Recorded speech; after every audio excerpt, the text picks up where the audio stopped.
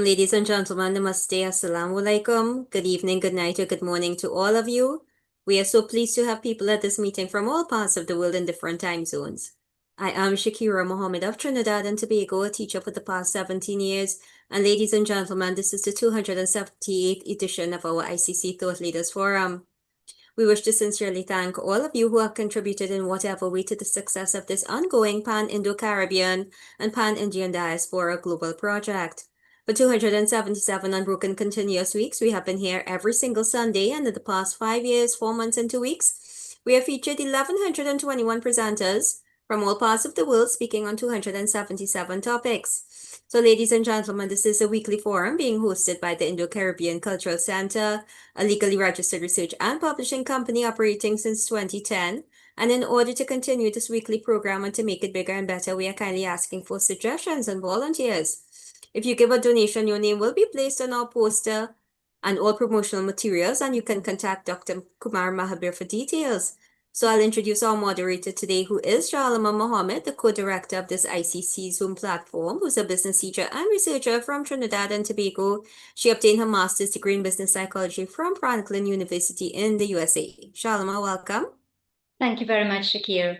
Assalamu alaikum, everyone. Namaste, and a warm welcome to all of you.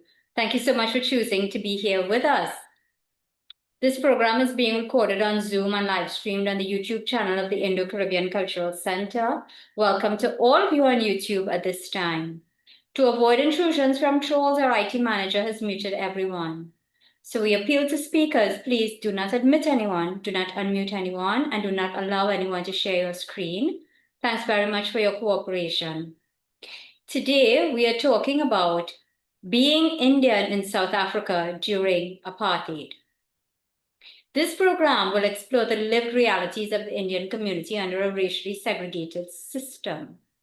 The discussion will examine both the struggles against discrimination and the resilience expressed through culture, activism, and solidarity with other oppressed groups.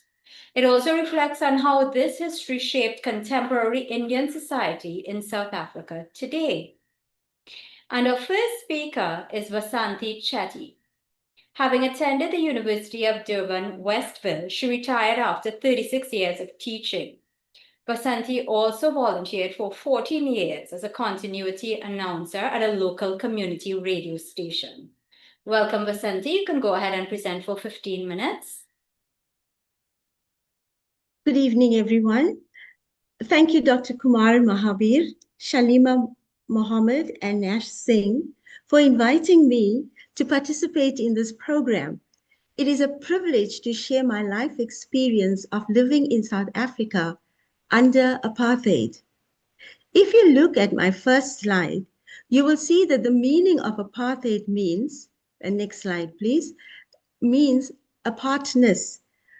Apartheid officially began in South Africa in 1948 when the National Party came into power and implemented a system of institutionalized racial segregation and discrimination. As you see, the most important element of the apartheid system was a separation of races based solely on the color of one's skin. South Africa comprises of 4 race groups: Indian, whites, blacks, and coloreds. This system enforced the separation of racial groups by law, confining non-white citizens to separate living areas and restricting their access to public facilities, education, and social interaction. This ideology was supported by the all-white government, aimed at mainly the political and economic dominance of a white minority. My first encounter with apartheid was when I was 4 years old. My parents lived in the city, which was in central Durban. My home was within walking distance to the Indian Ocean in an area called Magazine Barracks. I remember that my family and I would often walk to the beach on a Sunday afternoon, enjoying the delights of a tin fish sandwich or playing in the ocean. My home was made up of tin sheets and it had a single room and an outdoor kitchen. I can recall vividly my mother sitting on a low homemade wooden stool and cooking on a primus stove. This stove used paraffin and it emitted a bright blue flame. Although I was just 4 years old, but the memories of that time are like a kaleidoscope of color and experience. I met my best friend in my old hometown. We were neighbors, and when we moved to Chatsworth, her dad, whom I called Long Daddy because he was so tall, arranged with the Durban Council for us to be neighbors here in Chatsworth as well. My friendship with my childhood friend has lasted for over 60 years. The Group Areas Act came into being in 1948, and it saw major changes throughout South Africa, affecting all race groups. The best and the most convenient areas near the beaches and CBD were allocated to the white population. Since my family lived in the city, and this was reserved for the whites, we were forced to move out of the city and into an area called Chatsworth. I do have a slide that shows the map of South Africa as well as KwaZulu-Natal and where Chatsworth is situated on that map. KwaZulu-Natal was just south of Durban. Yes, there it is. Chatsworth is approximately 26 kilometers from the city, and all the people were transported in huge black trucks arranged by the Durban Council to our new home in Chatsworth. To my 4-year-old mind, this was one big adventure. And as I sat next to my mum in the cab of the truck, I was just bursting with excitement. Now we could live in a brick and tile semi-detached double-story home, which had 2 bedrooms upstairs and a lounge, kitchen, and bathroom downstairs. We had electricity and running water in our homes, a luxury we had not experienced before. The added bonus was that we now had a front, back, and side yard, albeit a bit small, but it was sufficient to plant flowers and grass, as well as to grow some vegetables in the backyard. We also had 3 fruit trees, orange, lemon, and guavas, and we ate the fruits in season. I moved into Chatsworth in the middle of the 1960s. So yes, this is the home. Well, it's not my mother and I, but it's just a picture of the internet. But that is the way the home looked like, with tin walls and things like that. You found that when we moved to Chatsworth, the gardens flourished and people took pride in their homes and surroundings. The only disadvantage of moving to Chatsworth was that my dad had to travel early in the morning by bus or by train to the city. Chatsworth soon became a microcosm and a thriving metropolis. Chatsworth was divided into units, Unit 1 to Unit 11, and we had a bus that moved around, which was called an inner circle. My home was on the main street, which was tarred, and I lived in an area called Unit 3 and later Westcliff. We considered ourselves very fortunate to live on the bus route. There was a primary and a high school on my street about 400 meters away. It gave my parents peace of mind that the schools were so close to their growing family. All the students at my primary school were given free lunches at school every day. Some days we were given a tasty mince curry and bread. Just a few short years later, yes, that's the beginning. The slide that you see is the beginning of Chatsworth. A few years later, the Arki Khan Hospital was built about 2 kilometers away from my home. And gradually, shopping malls, cinemas, churches, temples, and mosques dotted the ever-growing landscape of Chatsworth. So in a sense, our health, spiritual, and entertainment needs were well taken care of. I lived among Indians. I attended Indian schools. The teachers, staff, and all the students were Indians. I can honestly say that the residents of Chatsworth were a happy group of people. The adults in our community were hardworking and with a work ethic like none other. Our parents' main concern was education, and to that end, they endeavored to teach us discipline and hard work. Their aim was for their children to excel and to improve their socio-economic status. Children were encouraged to become teachers, lawyers, and doctors if they showed potential. Others aspired to work in banks and offices run by Indian managers. Please remember that my growing years was a far cry from today's modern, technological, and global society. I grew up without the internet, and I can proudly say that I'm older than Google. So, in a sense, what went on in the rest of South Africa or in the world was only seen in pictures in old newspapers. TV was introduced in 1975 in South Africa. I was in grade 11. In South Africa, we completed our schooling career in grade 12. Even the television programs were highly censored by a censors board. So we saw wholesome family movies and listened to biased news coverage without realizing it at that time. As I said before, that we as Indians lived in a cocoon. We were isolated from other races. My only encounter with whites or blacks was when we went into the city to purchase items that were not available in South Africa and in Chatsworth. In the city, I saw firsthand that benches were reserved for whites, restrooms were demarcated whites or non-whites, and of course, even the beaches were demarcated.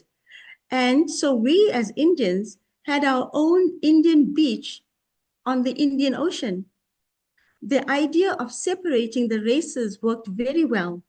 I grew up with the idea that whites were superior and Indians were a little bit inferior. This was not taught to me, but it just became a mindset after seeing the things that we did see in the city.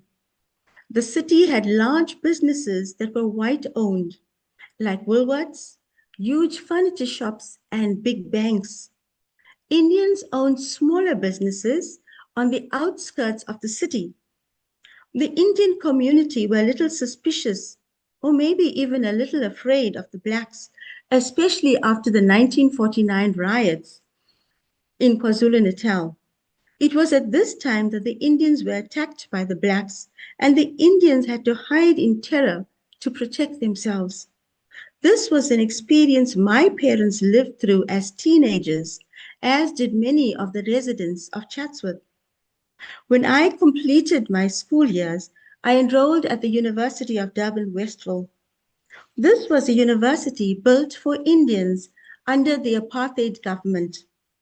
So the separation continued even after I completed my degree. Thereafter, I was employed at an Indian high school in Verulam, and so the cycle continued. Even though apartheid was dismantled in the first democratic elections of 1994, when Nelson Mandela became the first Black president of South Africa, and we experienced liberation in many areas, like voting for the first time. Personally, I think I lived in a bubble during the apartheid years in South Africa. I was protected and sheltered by the people around me, and living in a poor community and striving for a better future for our families. Life in Chatsworth under apartheid rule brought out the best in people. We were a caring, compassionate community, looking out for each other and living the lifestyle of Ubuntu.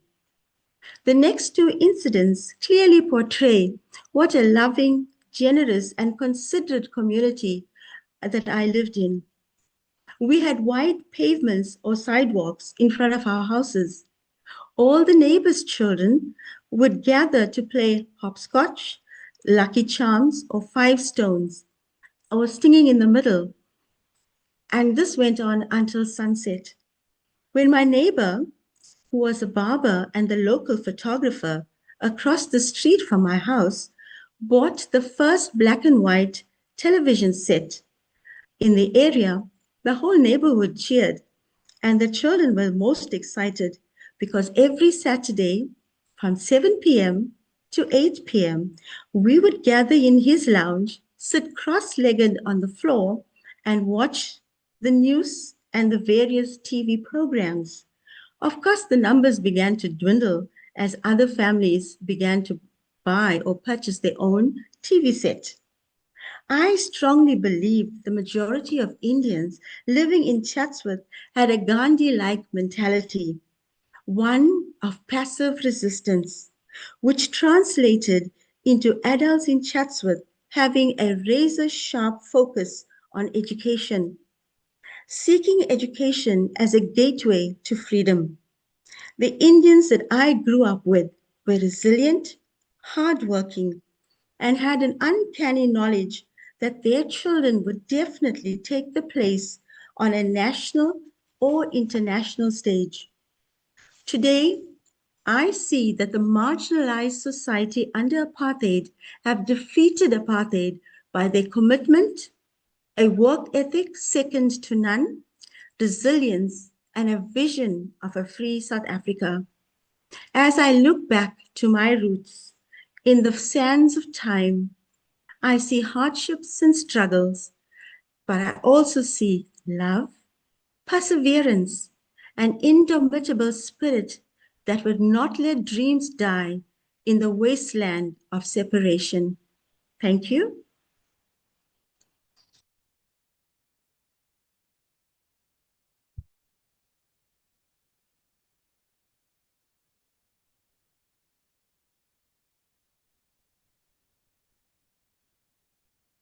That was a beautiful ending.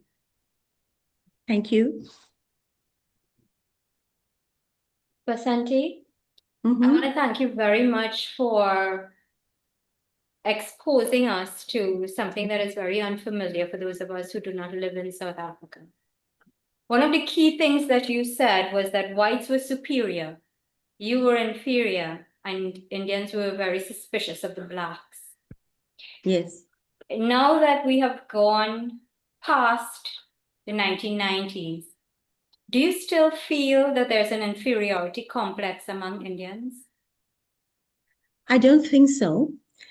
I think with the democratic election in 1994 and the way the structures of apartheid were dismantled, and we have realized also our human rights, that we as South African citizens are equal under the law. And we have a constitution in South Africa that proves that. I think gradually that mindset has changed and people have taken their rightful place in society, not only professionally, but even in government and business and many sectors. I think that we have realized that we are just as capable as the next race to become leaders in whatever field we choose. Good, thank you very much. Ladies and gentlemen, if you have questions, please feel free to raise your electronic hand. You'll find that in the reactions button at the base of your Zoom screen, and we can go ahead and take your question. I'm seeing in the chat, Krishna Pariachi is saying, the description of Chatsworth and its development reminds me of the development of the Nasia in the old Transvaal, when the Indians were moved because of the Group Areas Act from Fortsburg, a suburb close to the CBD of Johannesburg. The old Fortsburg was originally white, then Indian, then developed by the apartheid government in the way it wanted. They wanted the Indians as far away as possible. Why? Why did they want the Indians as far away as possible? I think from my understanding of the way the areas were allocated, Indians actually were not too far away from we were away from the whites, definitely like Chatsworth from from the CBD or other areas that were near us. But I think after the Indians, there were the Coloureds, and then even the Blacks were further away.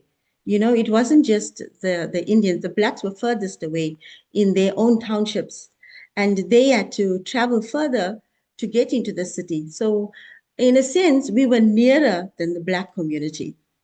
And I think also it was because the apartheid government wanted separate development. It was not equal and separate, but it was separate. So we as Indians had our own little townships. We had our own, as I said in my speech, we had the things that we needed in Chatsworth, you know, like the hospital, the clinics, the surgeries, the malls and whatever. So they wanted us to develop separately in order for them to have maybe better control over the country and also to facilitate the government rule. Because if we didn't interact, then maybe there was less speeches going on, as well as less talk, less communication. I see. Can you tell us a little bit about getting into university during apartheid? How difficult was it? It wasn't difficult because, as I said, it was an Indian university. Well, it was an university that was built for Indian students. As long as you met the requirements and your parents had money, and my parents saved for me to go to university, then you could apply. And generally, because it was still fairly new in the 1970s when I entered, that students could actually apply and be and enroll at the university. It wasn't that difficult. And you could choose from various faculties that you wanted to enter. Okay, thank you.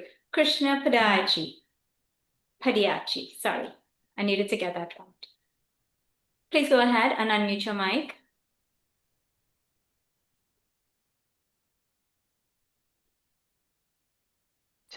I'm just checking if I'm unmuted. Am I unmuted now?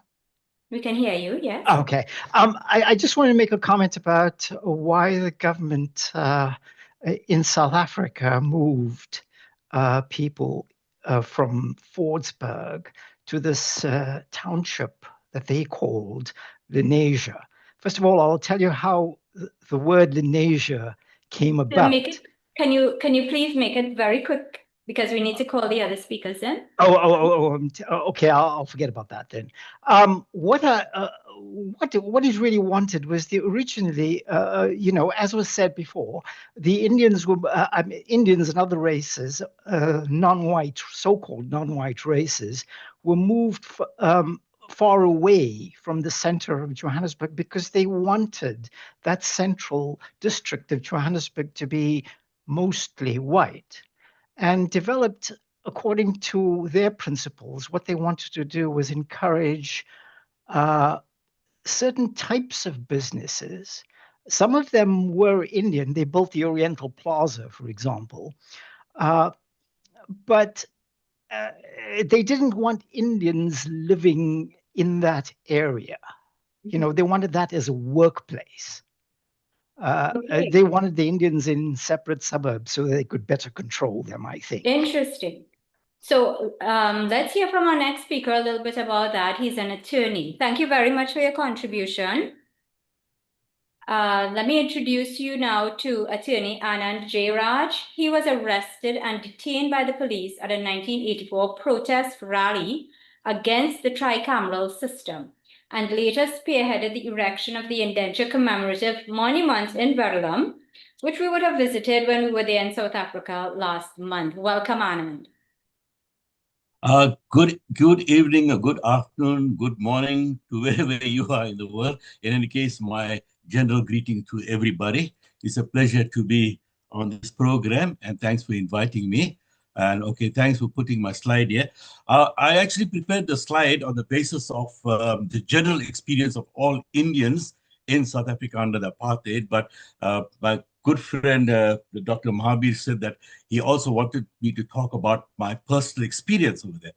So I will deviate a little from, or quite a bit from, the slides themselves as far as possible, and I hope I do it within the time. Okay, on slide one, right, the majority of South African of Indian descent can I need to talk about the background of how apartheid came into existence, so that, there will be many of the South Africans will know what I'm about to say. But for those people who are not familiar with South African history, at least, this will give you a background as to how the apartheid system came to be imposed upon us. But the majority of South Africans of Indian descent can trace their ancestry to the Indian indentured laborers who were brought to the colony of Natal between 1860 and 1911, and others are made up of descendants of passenger Indians and more recently immigrants from India and Pakistan. But what we need to say, although we lived under the apartheid system from 1948, but even before that, Indians have always been discriminated against, right? But I shall confine this presentation to the period between mid-1940s to 1994. Slide 2, please. Right, slide 2. Before we go on to the advent of so-called grand apartheid, although there's nothing grand about it, there's something that we need to talk about, what the role that the Indians played in South Africa as far as the struggle is concerned. And that I'm referring to is a passive resistance campaign in 1946. And that is before the apartheid government, the Nationalist Party, came into power in 1948. Now, this was a protest against the Asiatic Land Tenure and Indian Represented Act known as the Ghetto Act. Now, the important thing about it is that tactics employed in the passive resistance campaign by the Indians proved a crucial forerunner to the national defiance campaign that was launched in the early 1950s by the ANC. Right, we go on to the next slide. Right, now, following upon the Passive Resistance Act in 1947, the ANC leader and the Natal Indian Congress leader and the Transvaal Indian Congress leader, thus Dr. A.B. Zuma, the president of ANC, Dr. Monty Naike, the president of Natal Indian Congress, and I remain on the Yusuf Dadoo, the president of Transvaal Indian Congress. They entered into a joint declaration of cooperation between the blacks and the Indians. And at this stage, I do not know the colors were not actually involved, but they came into the fold a little later. But this was a very important document, the Three Doctors Pact in 1947. Prior to that, all resistance to the government was made by passive resistance and petitions and what have you, and supplications and cap in hand attitude. But now the scenario after the passive resistance and mass mobilization movement came to act, the three doctors entered into a cooperation agreement. And of course, let's go on to the slide 4. Right. Then, right, before the 50s, the defiance campaign of the 50s, we need to talk about the National Party, which the previous speaker has already spoken about. Now, the National Party sweeps into power, and the advent of so-called grand apartheid came into, and like I mentioned, there's nothing grand about it, but it referred to the grand apartheid in 1948. And they came into power using the Swart Gervaar sort of threat. So Swart Gervaar means the black danger. And because of that, the whites were threatened or frightened about it, and therefore they actually voted for the National Party to come into power. Thereafter, draconian laws were passed from time to time, aimed at curbing or neutralizing resistance, enforcing job reservation, which is also important to know, and segregation and restricting freedom of movement. Now, Indians were affected and compelled to move to areas like Phoenix, Chatsworth in Durban, Lenasia and Lodium in Transvaal. Now, those in Natal were barred from even entering Orange Free State and had to obtain permit to enter Transvaal. Right. Slide number 5, please. Right.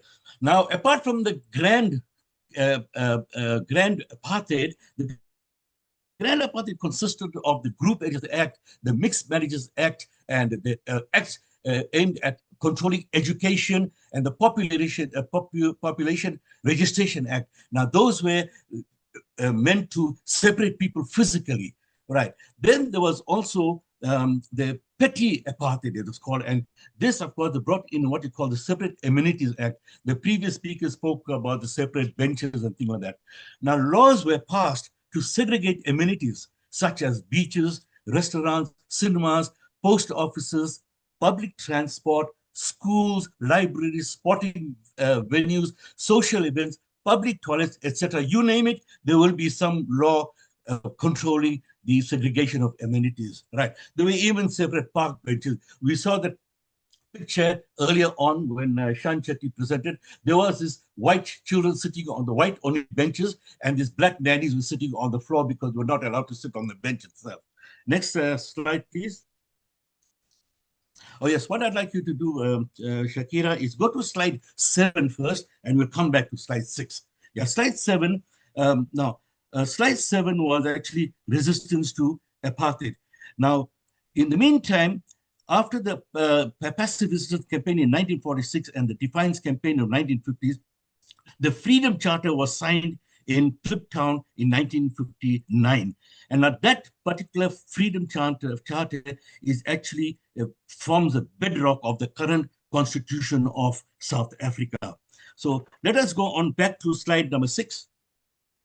Right, thank you very much. Now, this education, of course, Shan Chetty has already spoken about education. There were separate schools was established or set aside for whites, coloreds, Indians, and blacks. Now, the University College for Indians was established in Salisbury Island, which is Durban Harbour, and this university was called University College or Unicol.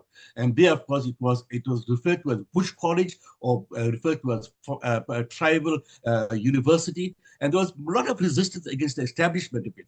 But there was nothing else for us to do. And many of our parents felt obliged to send the children to that college to be educated. And this university eventually moved to Durban, Westville in 1972. And eventually it's now presently amalgamated to the University of Natal. So let us go back to slide number 8. Right. Now, following up upon that, I must mention the Sharpeville Massacre and the Soweto Massacre. The Sharpeville Massacre took place in March 1960, where police opened fire on peaceful demonstration in protest against past laws. 91 people were killed and 239 injured. Right. In 1976, there was the Soweto Massacre, where innocent school children were killed when the police opened fire on them. They were protesting against a compulsory introduction of Afrikaans in school. Now, these two events effectively, although they were about several years apart, but they effectively held the beginning of the end of apartheid, which took many, many years to, of course, dismantle. But this actually set in motion the struggle against apartheid. We can carry on to slide number 8. Right, slide number 8. Right, slide number 8. Right, okay, no, slide right. Oh yes, that's slide number 9A. Right, okay, I've changed that because of my adjustment there. There was a little bit of change in my slide. But then, of course, we need to talk about resistance by the Indians. Now, although there were those who chose to collaborate with the apartheid government, there were many Indians who participated in the freedom struggle. Right. So when I spoke about the Sharpeville Massacre and the Soweto riots, there was also Indians that participated elsewhere in sympathy with what was happening in Sharpeville and in Soweto as well. Now, amongst this included women such as Kesavelu Gunam, Amina Chachalia, Zainab Aswad, Surya Kala Patel, Professor Fatima Mir, Phyllis Naidu, Ila Ram Gobin, just to name a few. For instance, Rahima Musa and Fatima Mir participated in the Women's March to Parliament in 1956. So, of course, the listeners will now know that the Indians also played part in this struggle as well under apartheid. Let's go on to the next slide, please. 39B. Right. Now, the treason trial took place in 1956, and Indians were amongst the 156 accused in the treason trial. And amongst them were Yusuf Dadu, Ahmed Katrada, Billy Nair, Narayan Sami, Thambi Naike, Monty Naike, Pregaladhan Naike, and Farid Adams. And when the Rivonia trial took place in 1963 and 64, when, of course, Nelson Mandela was committed to Robben Island, Ahmed Katrada, Musa Mullah, and Abdullah Jassad were among those arrested under the General Law Amendment Act. And Katrada was convicted to life imprisonment on Robben Island. So those were the experience that the Indians had under apartheid, to just add to our involvement in the struggle under apartheid. Next slide, please. 9C, right? Resistance by Indian will continue. Now, Stats Cooper and Srinivasa Murthy identify themselves with the Black consciousness movements founded by Steve Biko, Obrit Mokapa, and Srini himself. Now, both were house banned, arrested, and eventually jailed. They spent several years on Robben Island, where Mandela himself was incarcerated. Next slide, please. Right. The Natal Indian Congress. This was founded by M.K. Gandhi in 1894. It went into a period of dormancy in 1960s, but it was revived by the likes of Mewa Ram Gopin, George C. Prasad, and M.J. Naidu. Now, the purpose of this revival was to resist and oppose participation in the governmental structures fashioned by the apartheid government. It was essentially no more than a pressure group. Right. Next slide, please. Right. Continuing in the Natal Indian corridors now. The direction of the NIC was strongly influenced by the younger generation of Indian community with the likes of Praveen Gordon, Yunus Muhammad, Zak Yaqub, Roy Padyashi, Charm, and Maggie Govender. Now, these activists were instrumental in creating or assisted in creating pressure groups like the Chatsworth Housing Action Committee, the Phoenix Working Committee, in which I was also involved in, and the Durban Housing Committee. The NIC was subsequently a key organization in the UDF campaign to oppose the 1984 tricameral election. The NIC disbanded in 1990. Next slide, please. Right, the Consulate 6 of 1984. Now, amongst them, the NIC members George C. Prasad, Mewa Ram Gopin, M.J. Naidu, Billy Nair, and Paul David, together with Archibald Gumede, were among the Consulate 6 who evaded arrest by the security police when they walked into the British consulate in Durban and sought refuge there. They were eventually arrested when they eventually emerged after they were holed up in there for about 3 months. So these are the roles that our Indians or leaders played during the apartheid and the struggle against apartheid. Next slide, please. Right. The tricameral system, 1994. In 1994, the tricameral parliamentary system was introduced by the apartheid government, which they tried to foist upon the Indians and colored community to the exclusion of the Black population.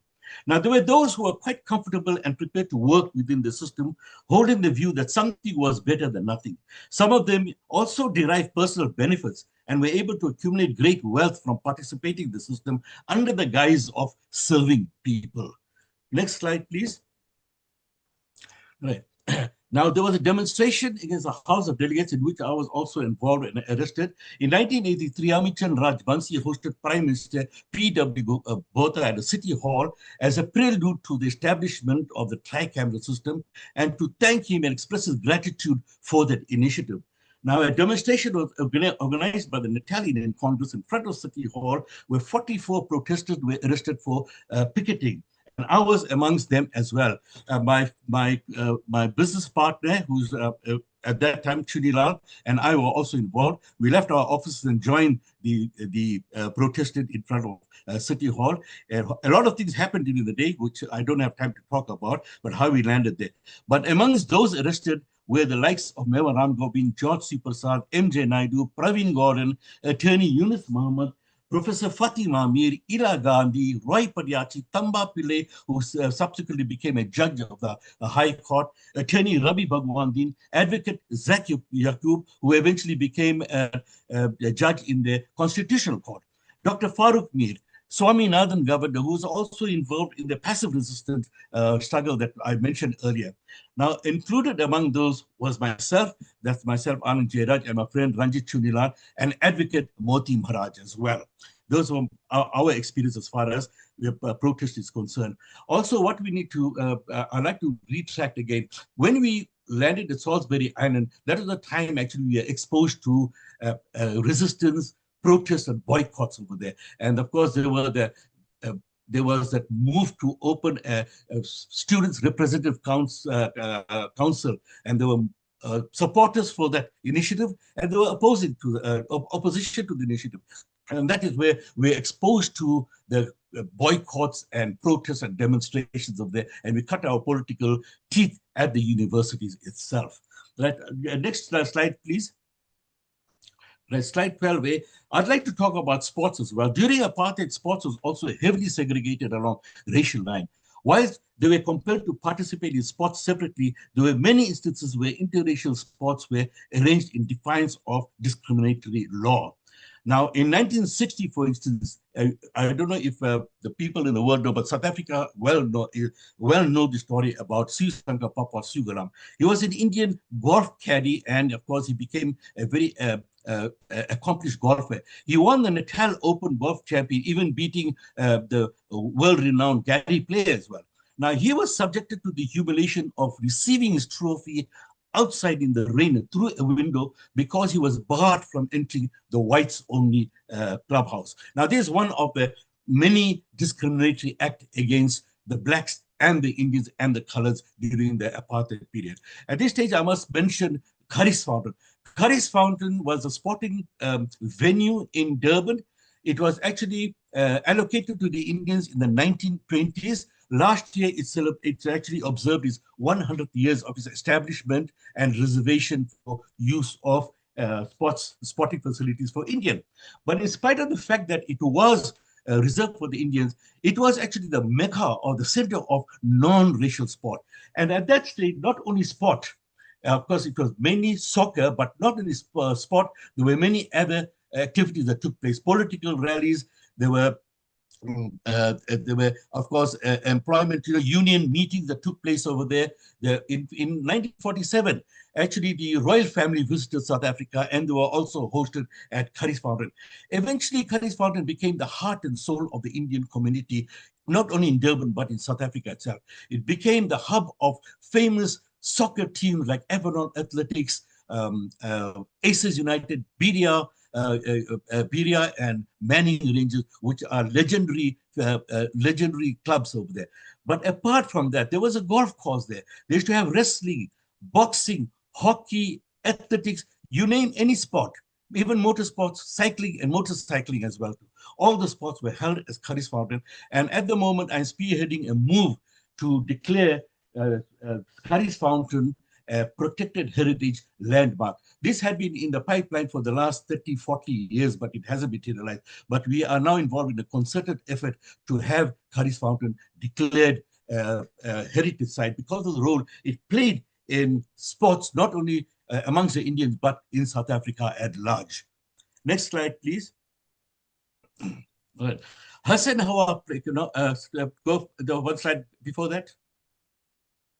Now, Hassan Hawa played a significant role in non-racial sports organization SACOS. He received significant support from anti-apartheid activists, politicians, well-wishers. In this way, SACOS played a vital role in embarrassing the government and disrupting its discriminatory sports policy. Sam Ramsamy played a key role in the expulsion of South Africa from International Olympics Committee in 1970.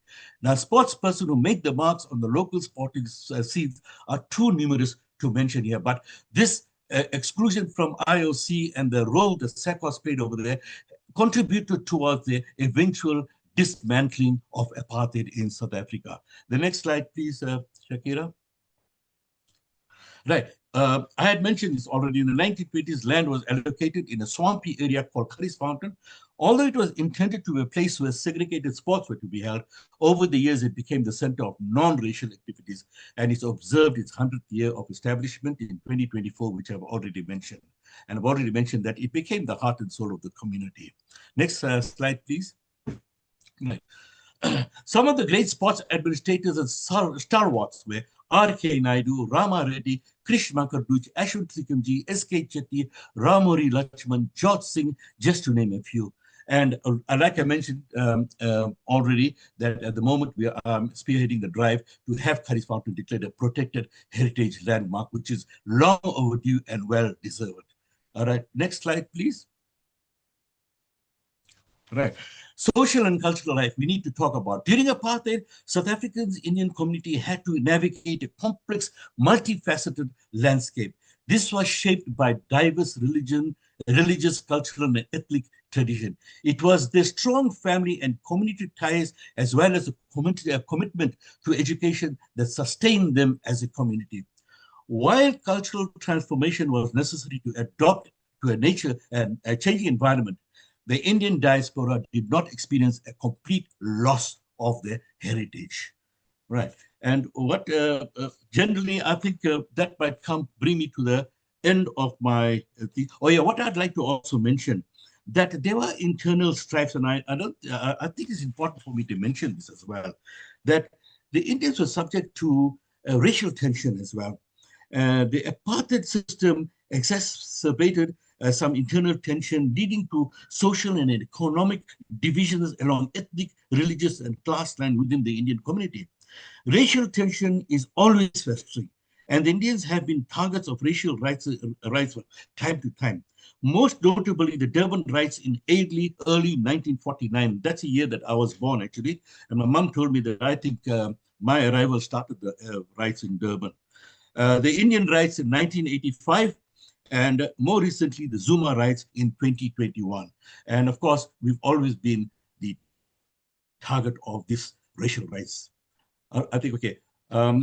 Yeah, I think that's the last slide. Shakira, is another one after that? I think that's the last one. That's briefly my experience. And of course, I was involved also when I moved to Phoenix from Avoca. I was, of course, relocated because the area where we lived, it was a tin town. We lived in a shack, and it was declared a slum. And then we were rehoused in Phoenix there. And then I also participated in the Phoenix Working Committee there. And there, of course, Praveen Gordon and Yunus Muhammad used to come and, of course, lead us there. And we used to have meetings at houses. We used to go to certain houses and we used to invite residents from the surrounding areas to address them on issues that affected them, not only as far as their living conditions are concerned, but also educate them as far as the larger political scenarios in South Africa is concerned. And we had many demonstrations and protests through that Phoenix Working Committee over there, in which I was active member. The Natal Indian Congress, I was also the secretary of the Bedlam branch of the Natal Indian Congress as well. So, of course, my involvement in this political struggle has also been, we did make a little contribution towards it. As far as the schools are concerned, I attended Sasti College, which is a school for boys, right, and strictly for boys, and it was reserved for Indians. And of course, but what the Indians did during that time, that they also contributed and established schools, and most of our Indian schools were called, for example, the Avoca State-Aided Indian School, or it would be the Bedlam State-Aided Indian School. In other words, these community used to establish a school, the state used to subsidize it, and that is how the importance that our community played in education in order to make sure that we pull up our bootstraps and educate ourselves so that we can make progress in our society. And what you see today, our Indian diaspora in South Africa, and I would say that the diaspora throughout the indenture or the Gilmit scenario, they also played an important emphasis on education. And that is, of course, the reason why the Indians or the diaspora have made progress in whichever country or environment that they lived in. I think that's about all. But there's a lot that I could carry on talking, but I think my time is up. And, yes, quite so, Anand, but excellent presentation. I want to thank you very much. Following on Vasanti's very, very good presentation, I want to thank you all very much. Let me bring on the third speaker, and we will take questions for you if there are any later on. Is that okay? No problem. I hope that's okay. All right, thanks. Megantri Pillai is an artist involved in film, theatre, curation, and training. She grew up during Apartheid and Chatsworth in Durban, where her parents cast their first democratic votes at the age of 65. Welcome, Megantri. Thank you very much. For an honor to be here with the entire diaspora. I'm very excited. And also because experience. I am also a poet, so I'm going to start. I'll use poetry where words, where stories, and fill in with stories. Indentured. A legacy unearthed emerging from the conspiracy of history. In turn, buying back one's freedom, shackled to a master, owned by another human being. 5 minutes, 5 years, 5 generations, all the same. Relearning freedom can take a lifetime or more. I was born in the 70s. So growing up, I heard about the story of how my ancestors came to South Africa. My mother was an amazing storyteller. She would give you dates and months if she were here. Both my grandfathers came as indentured laborers in the early 1900s. Both my grandmothers were born in South Africa. On my mother's side, we actually are not sure how far back that goes, because my mother's grandparents were also born in South Africa. So what's very interesting is that apartheid was really just a continuation of colonization, starting with the Dutch and then continuing with the British. So everything that became formalized during apartheid was already in place for hundreds of years before it actually came in. This is an interesting fact. 1/3 of all the slaves that were brought into the Cape in the 1700s were actually from India. So the next wave of people who came as indentured laborers was from 1860, obviously. The impact of this on my family in particular was certainly in terms of class, being right at the bottom of the barrel as you were, as it was. They did jobs like boilermaker, working in the sugarcane field. Also, my grandmother cut grass. She did vegetable selling. So the class, the impact of, even though there was education, there were lots of other factors that prevented people from using it as a trapeze. If it was possible. My father had a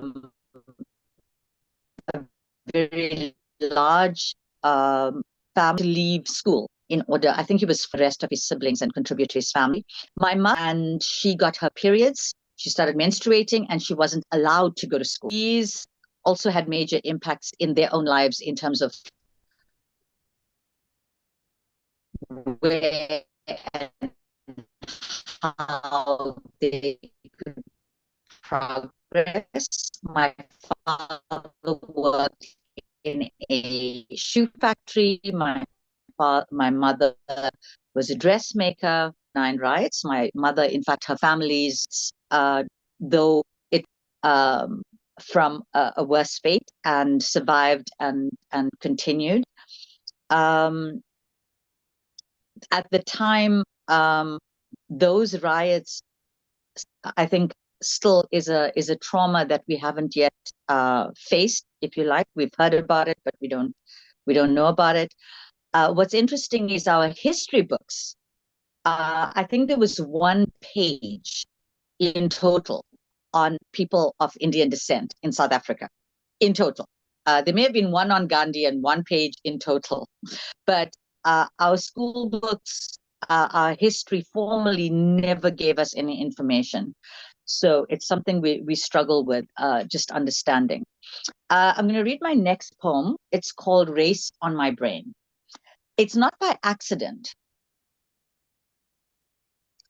that race is on my brain when I have been designed to see myself only as a Black body, designated non-white, non-European, to view white people as human,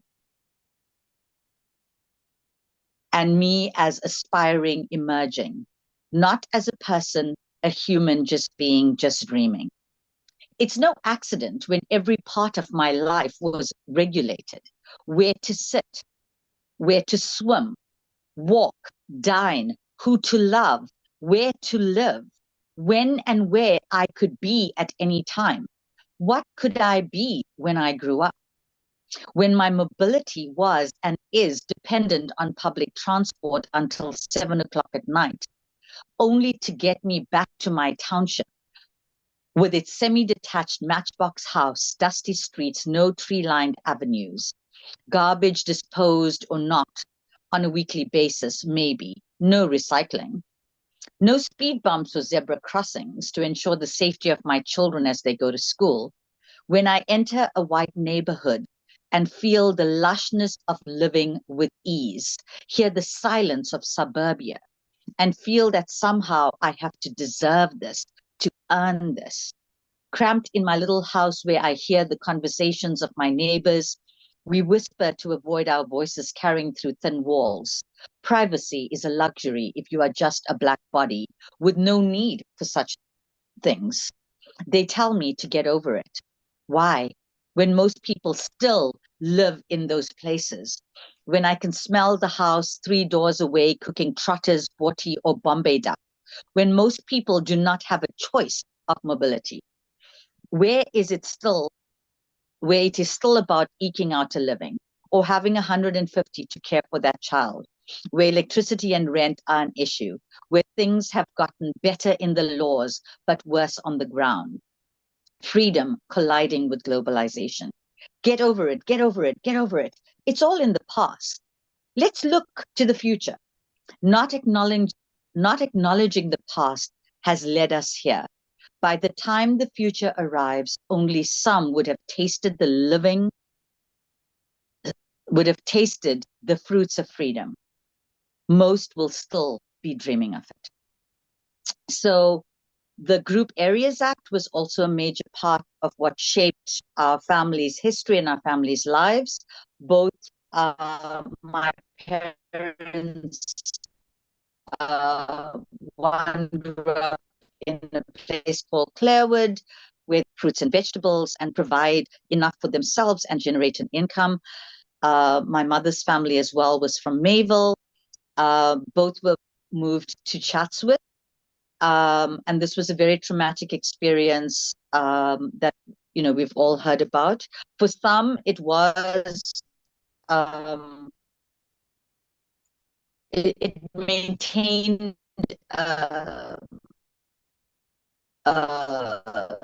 the racial segregation. I think what was interesting is my mother and father, they spoke Tamil, they spoke Zulu. My parents spoke English as well, but all my grandparents, none of my grandparents spoke English, or they may have had a working English, but it wasn't really the language they spoke. What was interesting is the local language, which is Zulu, was part of what they spoke because this is who they lived with. And once everyone was moved away and separated, it then also created people in my own generation not to have access to this language and not even access to our mother tongues. I think what was very unfortunate for many of us in my generation is our parents thought that because of apartheid and the laws and the challenges and the feeling that there was no way to progress, that if they didn't speak the language to us, that actually we'd stand a better chance. So unfortunately, many of us do not speak the language. And sadly, one of the impacts of it is for myself, who did not speak Tamil, and with 2 grandmothers who did not speak English, I had to find other ways of communicating. And I didn't actually have access fully to my grandparents, which was a consequence, a legacy of apartheid as well. Yeah, as a child growing up, one of my first recollections is going to a swimming pool in Durban and happily playing. And I think my family were resistors. They weren't they weren't on the streets. They weren't waving flags, but they were very strategic in like, oh, there's no security guards here. Go quickly into that swimming pool, knowing full well that actually it was only for white children. So myself and my cousins jumped in, and we would play in the water, managed to get a few dives in and swims across. But then a white security guard would come in and say, sorry, you're not allowed to be here. And so as a 5-year-old, 6-year-old, you have to jump out. Also, there were no buses that went into the city itself. So we had to walk very, very long distances from the bus stop to the shops in the city. The beaches, it may seem very trivial, amenities, when, and there were obviously more serious issues as well. But as a child, you're standing, it's a hot day, and all you see is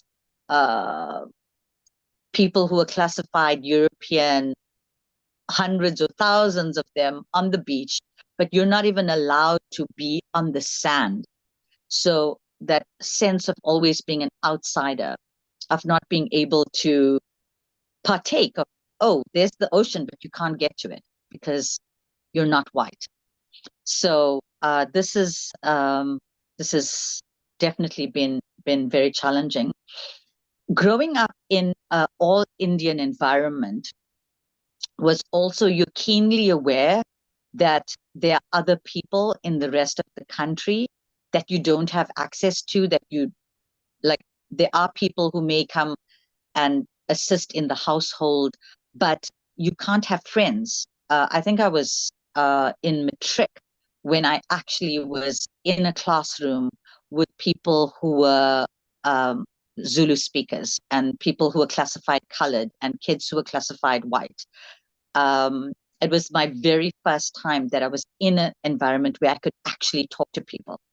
So this separation actually is something, a lot of us have to figure out, how do we proceed. It was violent, it was traumatic, and many of us, through drama and through being in spaces and also being curious ourselves, we've been able to overcome these barriers and of forced segregation, and learn how to see people, everyone. But as I try to express in my poetry, it's stuff you have to work on all the time, is who you are and where you fit into all of this.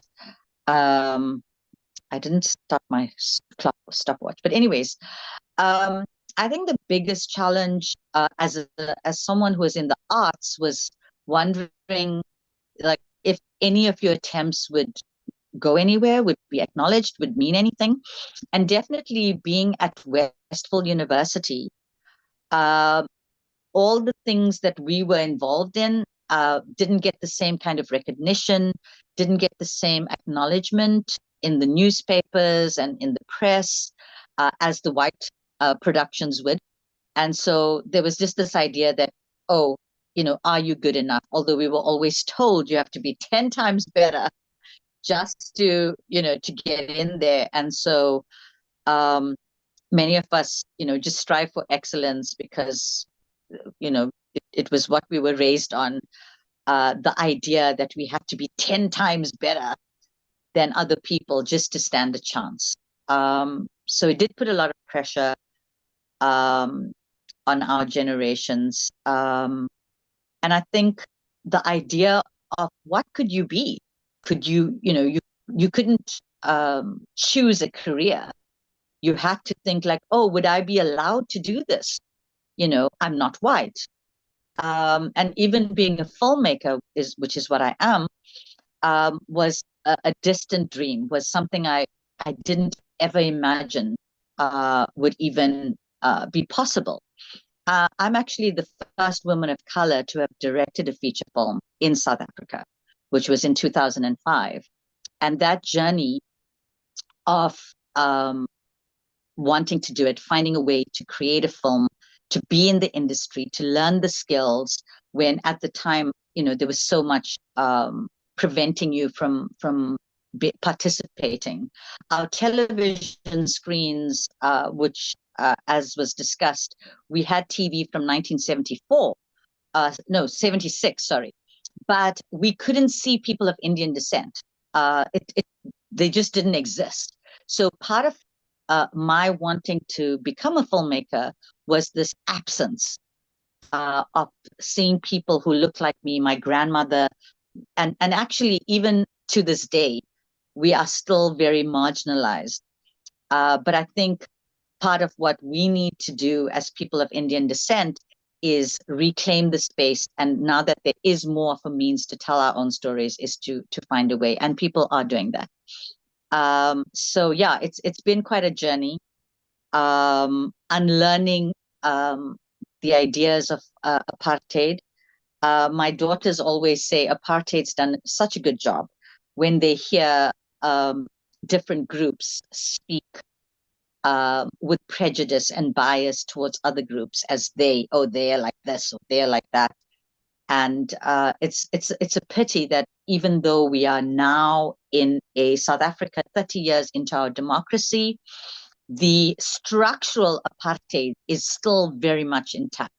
It's only those who are really mobile, who are able to get out of those neighborhoods, who are now able to, buy property in places where they can live wherever. But the majority of us are still stuck in segregated areas.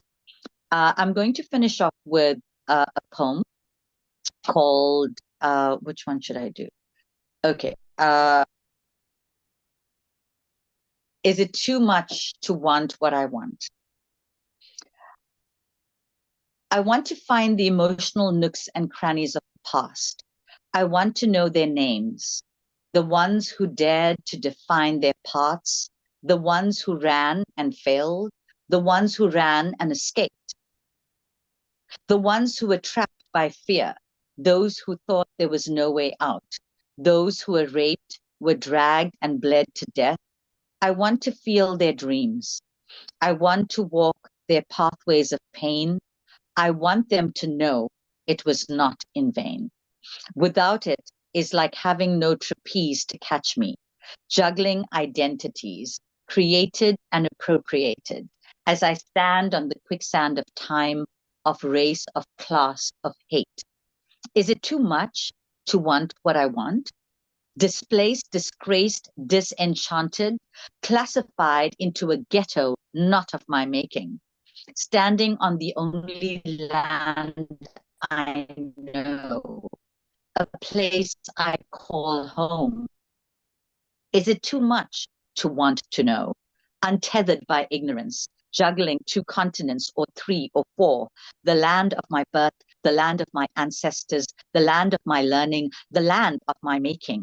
They combine in me, no contradictions, mostly missing pieces, like dissipating, disappearing dreams, grabbing wisps of smoke for memories and stories, just wanting the facts and something else, something more, to replace the airbrushed history of my great-grandmother.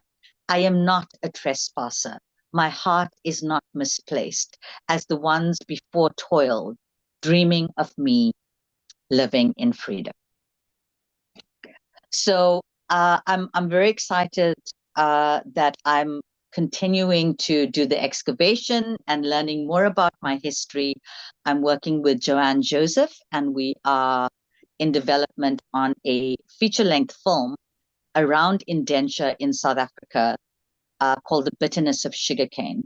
So this is our next chapter, where we're making sense of all of this, but also helping ourselves and understand more about women's reality. Thank you. Meghanthri, I have to say, your poetry is so poignant. It is absolutely powerful. And I'm seeing several comments on the chat. Thank you. That speaks to the emotions that it's evoking. and how many people really appreciate your having presented in this manner. I want to thank you very, very much. Ladies and gentlemen, you. if you have questions, please raise your electronic hands. You'll find that in the reactions button at the base of your Zoom screen. There's a question here. Have you published your poems? It'll be good to have them to share with interested readers. I have you? I have self-published, but I'm looking for a publisher. If there's a publisher, connect, DM me. Okay. And in your filmmaking, do you think there's a role for Indians to present their story in terms of apartheid?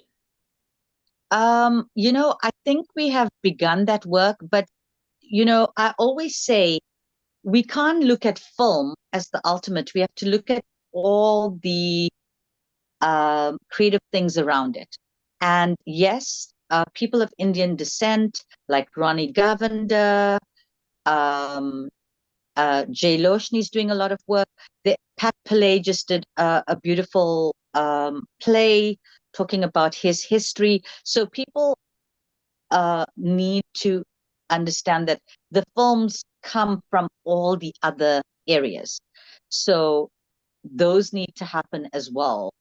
But definitely, we have quite a few people of Indian descent who actually have made films in South Africa, not necessarily historically. People like Junaid Ahmed, for example.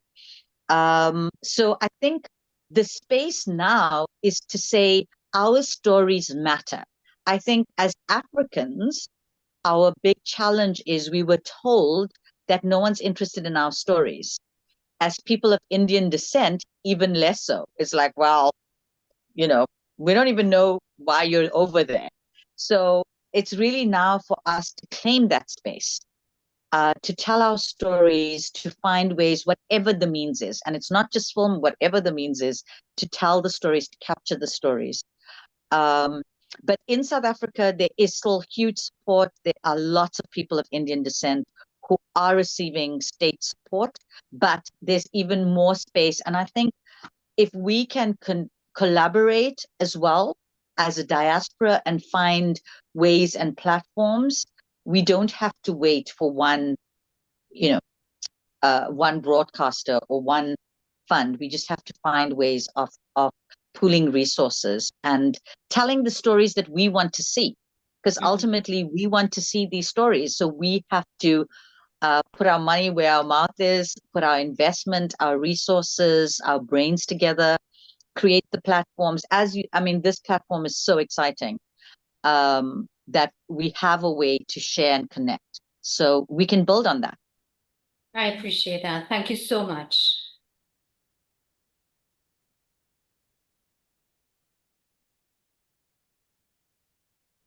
Presentation again. Shalima, Navin said if you unblock me, then I can get through to you on WhatsApp. Oh, you are, but okay, let me just take in a next speaker, please. Yeah, unblock and then, sorry. Dr. Reverse, Seshni yeah. Mudliar Rensburg. She combines medical expertise with in ancestral healing and storytelling, keeping alive and sharing Gamitia stories rooted in the legacy of South Africa's endangered ancestors. Welcome, Dr. Seshni.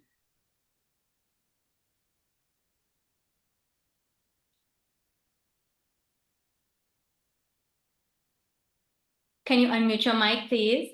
Yes. Good evening. Thank you so much for having me today. Namaste, namaskaram, kemcho, vanakkam to all the participants today, as well as the organizers and all those that have attended tonight. I'm really grateful for everyone's presence here. And my apologies for coming in late.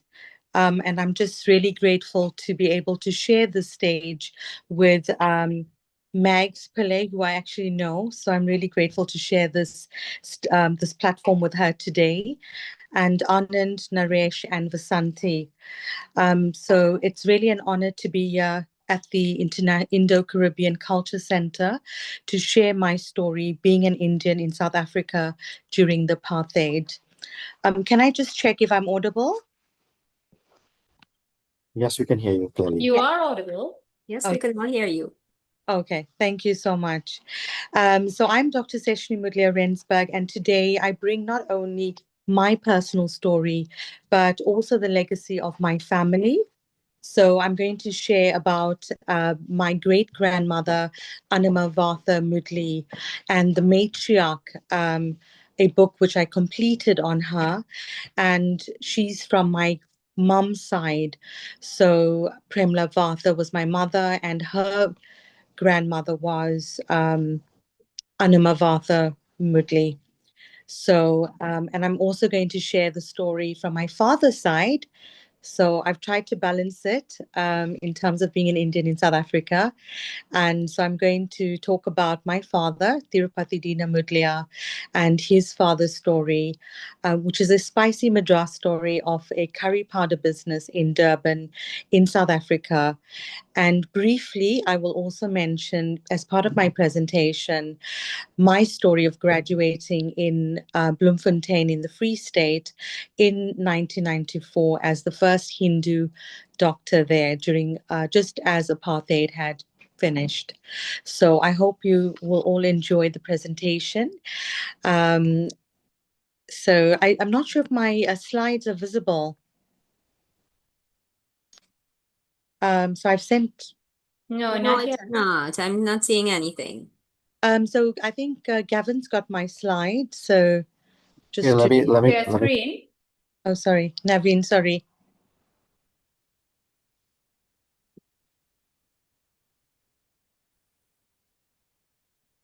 Yes. Good. We can see that now. Yes. Thank you. Okay. So the next slide, please. Thank you. Yes. So as you can see, this is my family tree. So being an Indian in South Africa, in today's presentation, I've covered the indentured period as well as the apartheid period, because as you've heard from Mags Pillay, the colonial segregation was actually then continued to be the apartheid era. So if you look at the picture, the photographs, that's actually my ancestors. So on the top, from the right-hand side, my side is Memchand Vartha, which was my great-grandfather, and Anamavartha Mudli, which was my great-grandmother. Just below them, starting from the right, is Kanakamal and Rajaratnam Vartha. Those are my mom's parents. And then continuing from there is Dhanalakshmi and Appadorai Mudlia, my father's parents. So, and just below them is my mom, Premla Vartha, and my dad, Dina Mudlia. Next slide, please. So as I've said, I'm speaking primarily today on the indentured period, the matriarch, my great-grandmother, Anamavartha, and on my father, Dina Tirupati Mudlia. Next slide.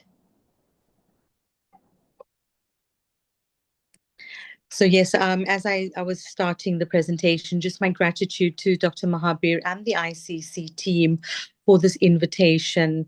I'm really grateful. As Mags was saying, it's so wonderful that we have this platform to be able to share our stories and also to let the voices of our ancestors be heard. So I was born in South Africa, in Durban. I was raised in a family deeply marked by both the pain and resilience of apartheid. As you heard from Anand and from Mags, the difficulties of apartheid, and from Vasanti as well, there was a lot of difficulties, and I'll share briefly some of those as well. Today, I'm currently living in the UK, but despite that, my roots of my identity still remain deeply connected to South Africa. To understand my story, we have to go back in history to the time of the indentured period. Next slide, please. Yes, so despite knowing Mags, we didn't consult with our presentations, and I also included a few poems in my presentation. So to start off, Anima's story, Anima Vartha Mudli. So she was my great-grandmother, and I've completed a book on her, the matriarch, which is still in production and will be published soon. It's being edited. And in order to begin my story of Anima Vartha, I've written a poem which has been published a few times.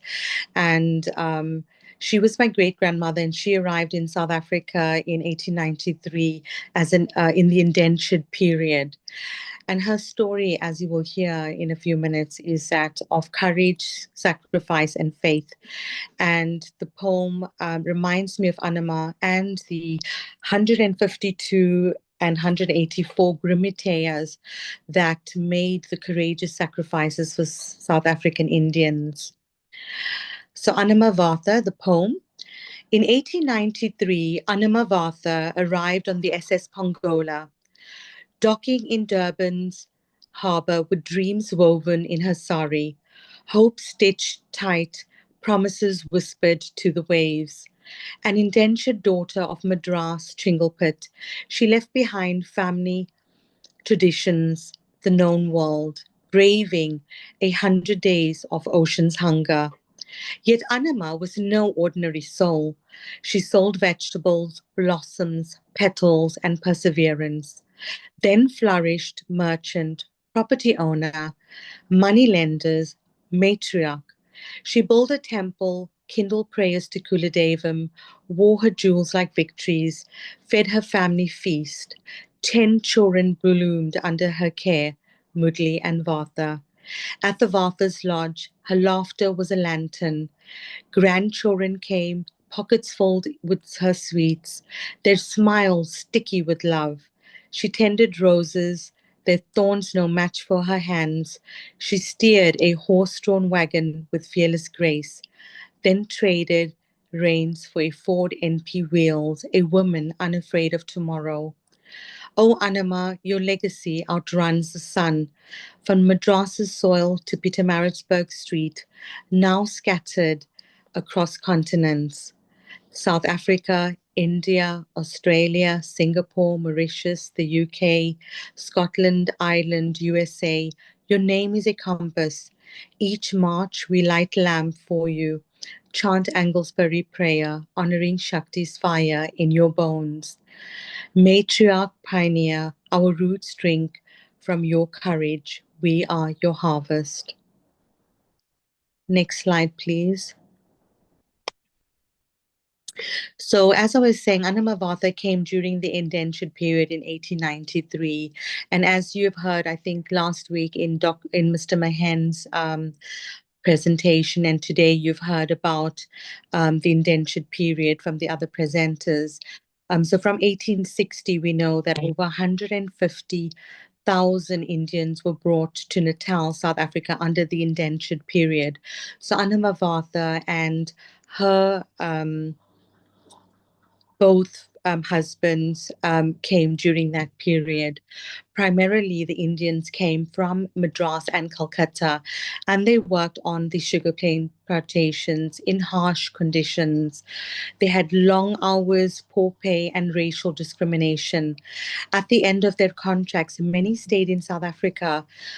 Some were denied land, voting rights, and dignity. And this is the world that my great-grandmother entered. However, she was a matriarch, and I will share more about her amazing achievements during this period. Next slide, please. So as I said, she arrived in 1893, and she settled in Pietermaritzburg. She was married twice, and as you can see, her first husband was Arunagari Mudli, and then later she got married to a Vartha, Memchand Vartha from Gujarat, and she raised 10 children. So she had 4 children with Mr. Mudli, who were Angama, Angamutu, Valu, and Thambi. And then she had 6 children with Mr. Memchand Vatha from Gujarat, and they were Parvati, Manomarami, Damji, Danpal, Rajaratnam, and Gokul. And my grandfather was Rajaratnam, which was one of Anama's sons, which was my mum's father. Next slide, please. So Anamavatha, as a poem illustrated, she was no ordinary soul. And therefore, there was an article on her. One of my uncles, Dr. Mudli, wrote an article on her, which was published, and that was in 2012. And following that, I've written a book on her. And in the article, it became evident that my great-grandmother was someone who had achieved a lot. And as you can see, the title of the article, A True Matriarch. And in the top two lines, it was written that Anamavatha came to South Africa at the age of 16. Over time, she became the second highest ratepayer in the city. So she had achieved a lot. And I think it's not just about accumulating wealth that she was a matriarch. There's much more to her story, which I will share in a minute. And the reason why I wrote the book on Anamavatha, it was really an amazing journey. And if anyone's listening and wants to write up on the ancestors, I would encourage them, wherever the Grimiteas are, and your ancestors, do write up their story, because it was such a rewarding journey for me, and I learned so much. But it was a tribute just for Anamavatha. I really wanted her to be honored as an ancestor, because of her, we are where we are. Not just me, all the rest of the family, both Vatha and Mudlis. And also, it was also about ancestral healing, which we all need to honor our ancestors, because we need to allow for healing so that future generations can also prosper, so they don't have to go through the difficulties, as you've heard, the difficulties that all ancestors have gone through. Next slide. Thank you. So the colonial, so as we heard, the colonial segregation which Anama and the rest of the Grimiteas were under was something which was then followed on to become the apartheid era. So in the colonial segregation, that was from the 1890 to 1947. And what they were subjected to was that they did not have a right to vote. They had the Natal Indian franchise, and they also had property and land restrictions. So similarly, like how we had the apartheid, the colonial segregation during the indented period also had strict regulations. There was also social prejudice and also limited mobility. So these were the conditions, if you can imagine what the indentures were faced with during that period. Next slide. However, despite that, Anamavatha, my great-grandmother, she became one of the first Indian women in a community to buy property. She worked as a money lender. In that time, it was unheard of any woman and a woman of color who was actually lending money to other people. She supported others in the community, and she helped to build temples. She also invested in her children's education, and she gained the respect as being a leader. Even though she couldn't speak much English and primarily spoke Tamil, her name is still honored today in prayers. And this all, because of this, she embodied resilience, faith, and vision. And if you look at all what she achieved, if you go to Pietermaritzburg, most people in the community will know about the Vatha family. And that's not an over exaggeration, because all her children, as I mentioned earlier, her 10 children, all went on to become educated in different fields, in medicine, in law, in business. in art. So in different parts of different types of education and professions and businesses, they all flourished. And even up till today, a lot of them are still doing extremely well. And the Vatha name and Vatha community in South Africa, especially in Pietermaritzburg, is well known. And this is all because of one person, Anima Vatha. And the picture that's there is, if you just move the next slide, please. So yeah, before I come on to that, I was talking about the property. So Anima Vatha, if you go to Pietermaritzburg, a lot of the streets and if anyone gets to read my book, I've included documentation of all the property she ended up owning, which was a lot of the property, the main streets like Church Street, Grey Street, Long Market Street, all the main streets in Pietermaritzburg. She managed to buy them and accumulate a lot of property. So she actually became quite well known for the property, for business, for education. And the picture that's in front of you is the Anglesperry Puja, the puja that they had. So this was the invite for this year. On the 14th of March, they had a prayer over 2 days, and it's usually held by her family. She actually built temples in Pietermaritzburg, and this particular temple, the Sri Siva Subramania and the Mariamman temples. So this is a prayer which is held at this temple every year around the same time, and it's held in honor of Anima Vatha, and it's an absolutely spectacular prayer. I knew growing up, my mom used to take us to Pietermaritzburg, and we knew about the temple that my great-grand had built. And so it's quite remarkable, all her achievements, her coming as in the indentured period and being able to actually do all of this. So she was quite a remarkable woman.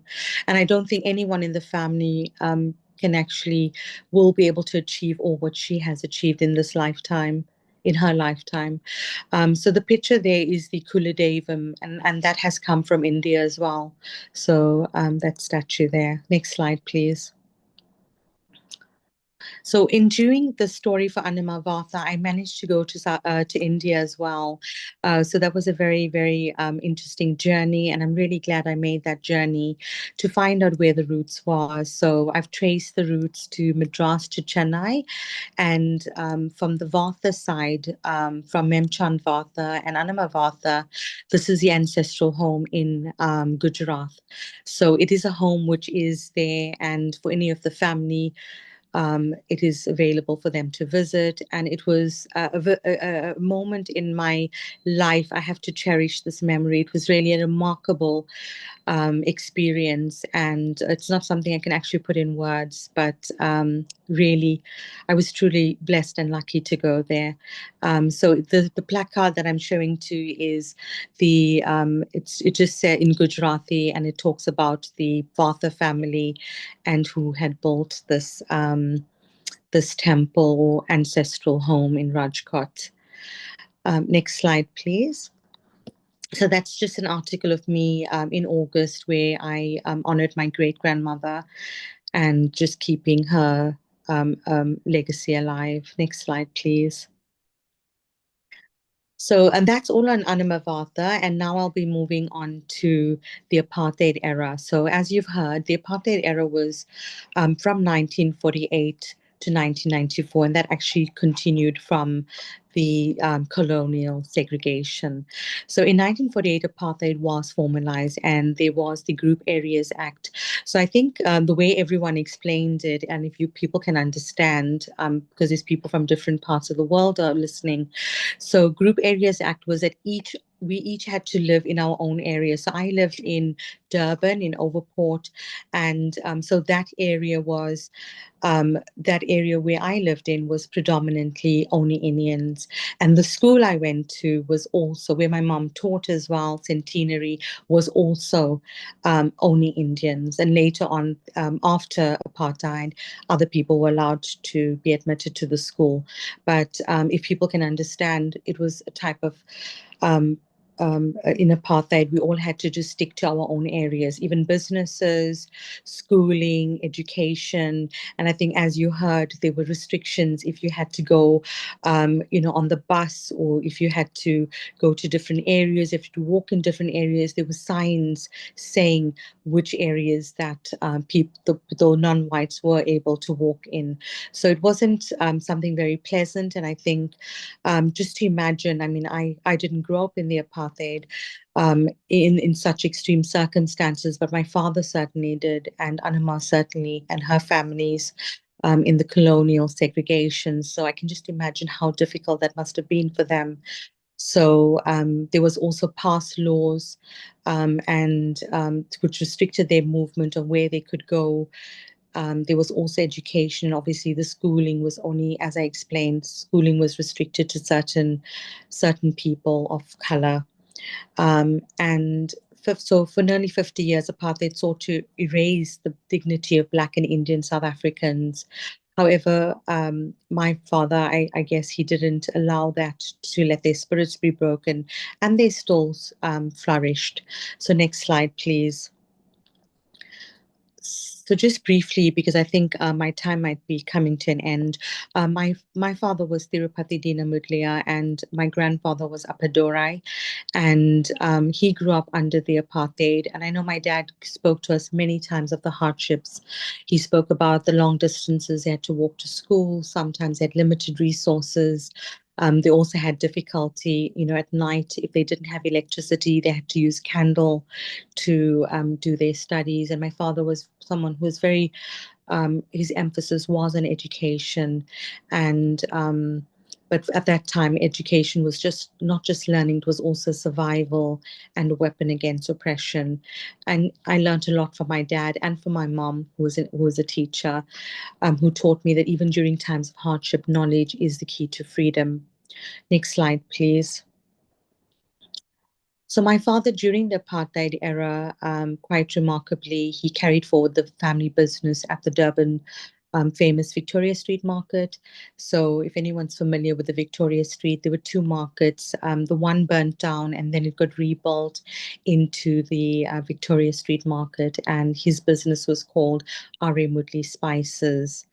Which is also known as Mr. Curry Powder and Mr. Bunny Chow. Later, my sisters started another business, Tirupati Spices, and my twin sister Sanusha continues that today. But it definitely, Apartheid Group Areas Act disrupted Indian businesses. So again, businesses could only be in certain areas. And if you look at the Victoria Street Market, it's predominantly Indian and all non-whites. It's not no white business owners. So that's how the Group Areas Act affected businesses as well. And it also broke communities. But despite that, my parents worked very hard to educate their children because they knew that education was a foundation for change. Next slide, please. So I've just included some lovely photos of the market. So just to get people to understand what I was talking about, the spicy Madras story of my father's side, which I will write a book on, and it's in the progress.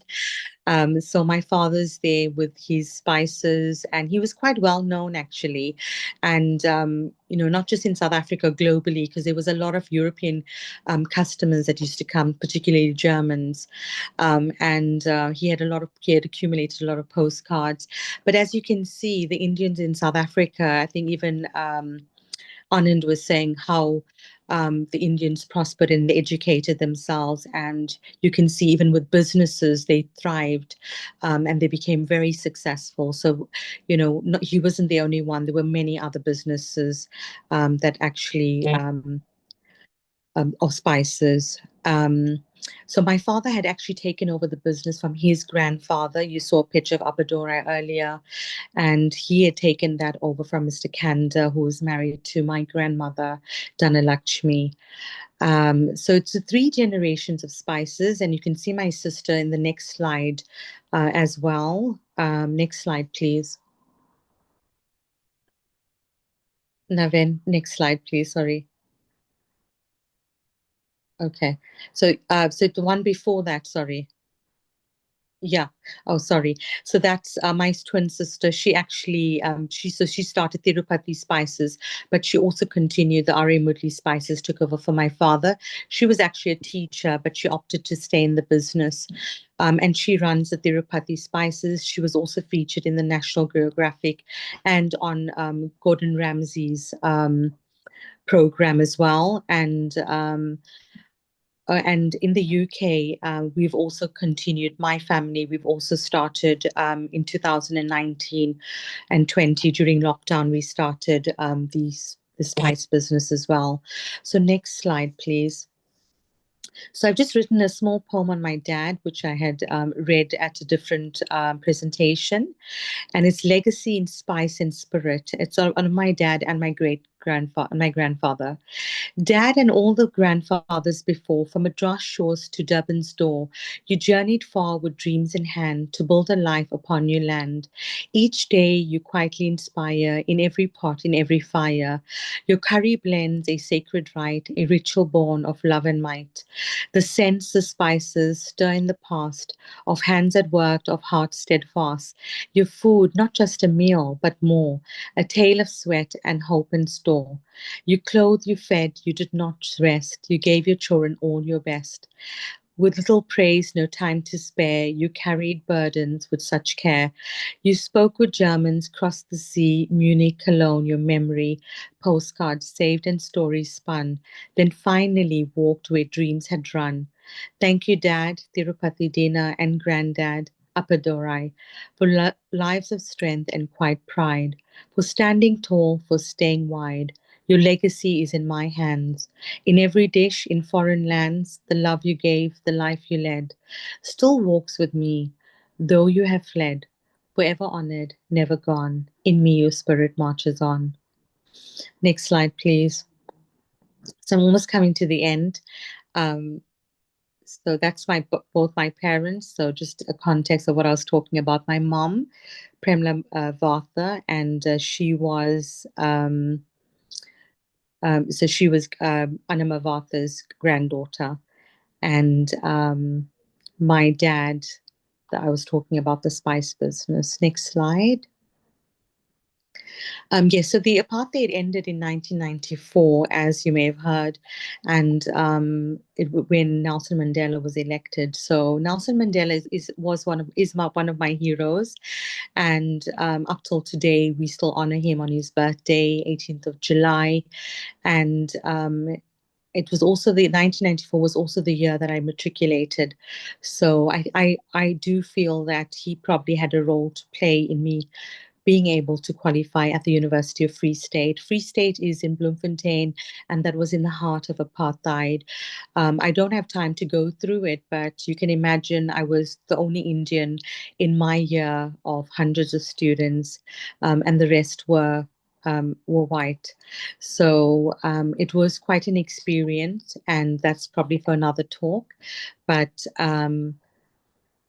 and I feel that my education was not just my achievement, but it was also the fruit of my ancestors' sacrifices and Nelson Mandela. Next slide. So I've just put a picture of Madiba, and I think everyone knows Nelson Mandela. And yeah, so on his birthday this year, I did do a reflection, and they published it in the Post as well.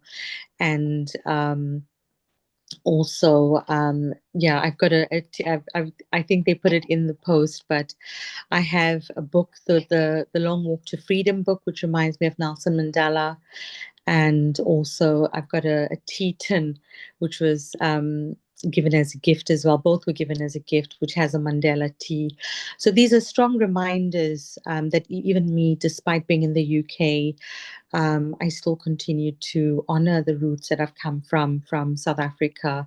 So not just from my parents and my grandparents and great grandparents, but also from heroes like Nelson Mandela, who fought for apartheid.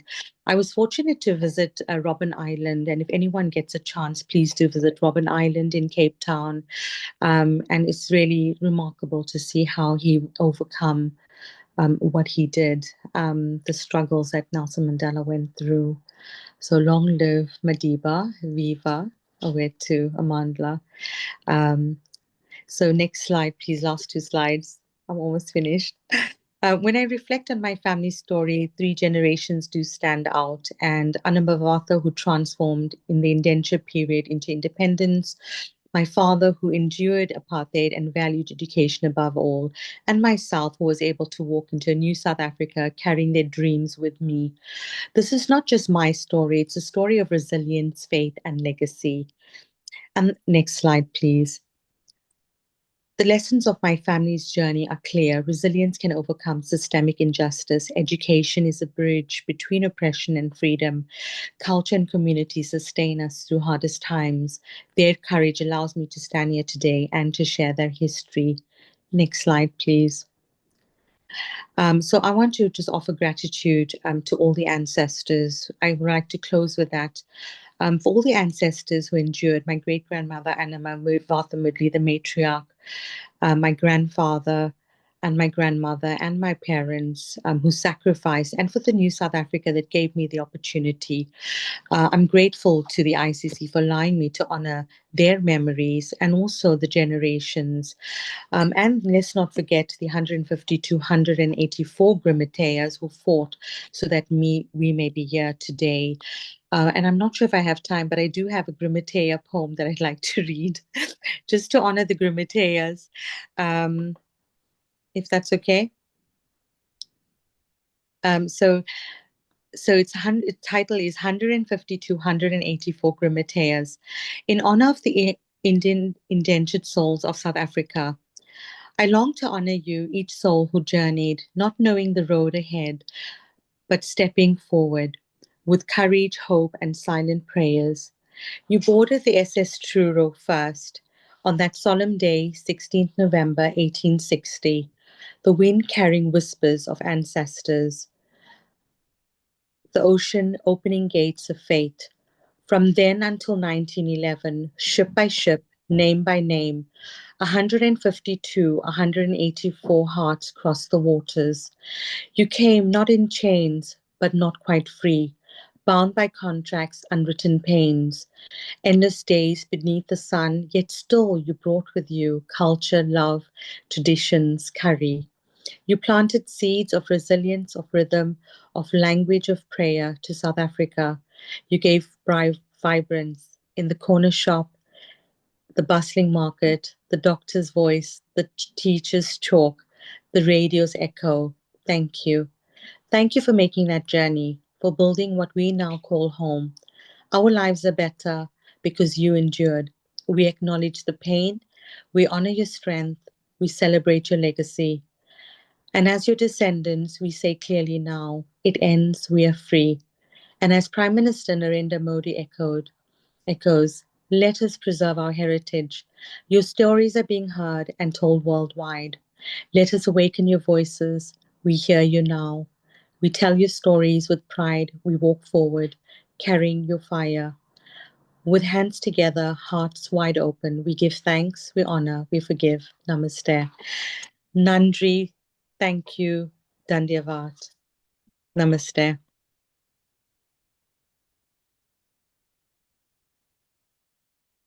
Thank you so much, Dr. Seshni. Another impressive presentation, and this is really very, very moving, I have to say. Shakira calls it riveting. Dr. Shadanan, please go ahead, comment.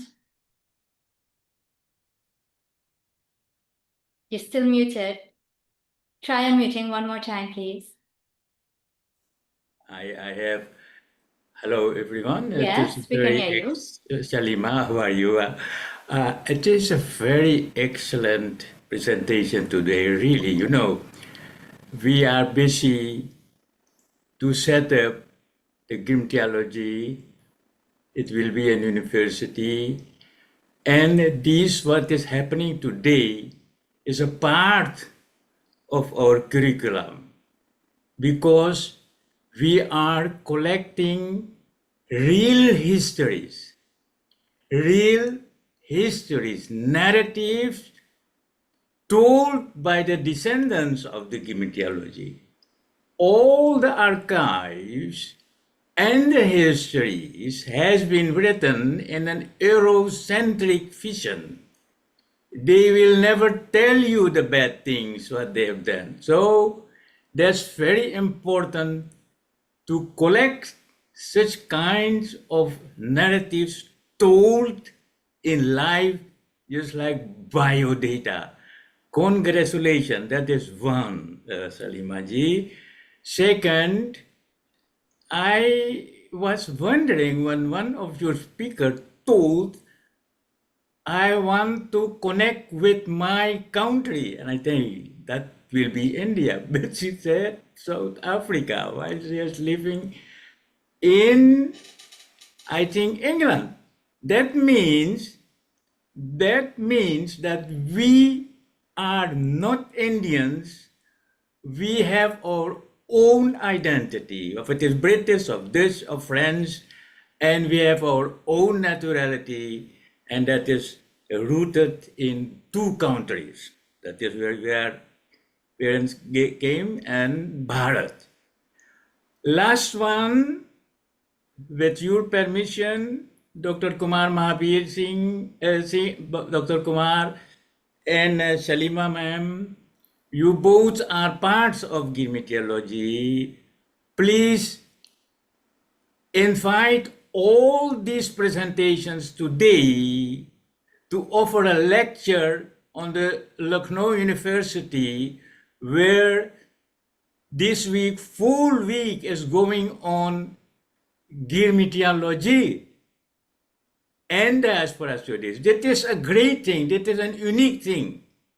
And more universities is going to do this. The next one is Banaras Hindu University. And Gir Meteorology is intended to make contact with all universities in the colonized countries. So please go on, and like Baba today is starting the Navratri, I can wish to you all a Shubh Navratri and keep going on. Dhanyavad, Ashirvad. Thank you very much for that, Baba. And yes, indeed, the speakers from today, fantastic presentations all around. And I think it is really fitting for the entire Indian diaspora to hear of the experiences of the Indo-South Africans during apartheid. So any lectures would be welcome in that regard. So Dr. Seshni, would you like to give closing comments, please? You're muted.